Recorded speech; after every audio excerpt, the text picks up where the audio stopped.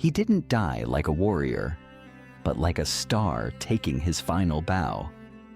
This is the tragic last day of Nero, the Roman emperor whose life ended not on a battlefield, but in hiding. With a final line worthy of the stage, by the early summer of AD 68, the once mighty Emperor Nero watched his world unravel. Rebellions erupted across distant provinces. The Praetorian Guard, once his shield and sword, turned their backs, and the Senate issued its final fatal decree. Nero was now a public enemy, condemned to die the death of a traitor. The city that had once cheered his triumphs now whispered of his downfall. Under the cloak of darkness, Nero and a handful of devoted freedmen slipped away from the palace, their footsteps echoing with desperation.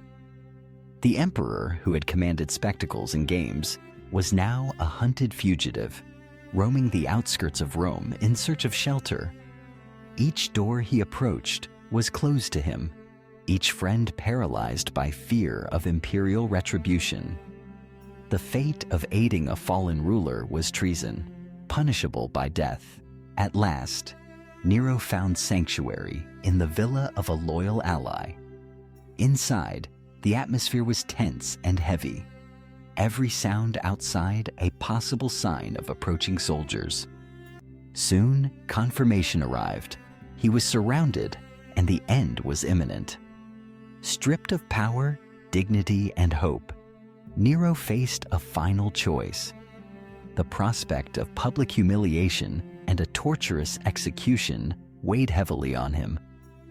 In these last moments, the emperor turned inward, not to politics or power, but to art, the passion that had defined so much of his reign. As his enemies closed in, Nero uttered words that would echo through history. Qualis artifex pereo. What an artist dies in me. With the assistance of a loyal servant, he ended his own life, choosing a private death over a public spectacle. Nero's demise marked the collapse of the Julio-Claudian dynasty and unleashed a year of chaos and civil war across the Roman Empire.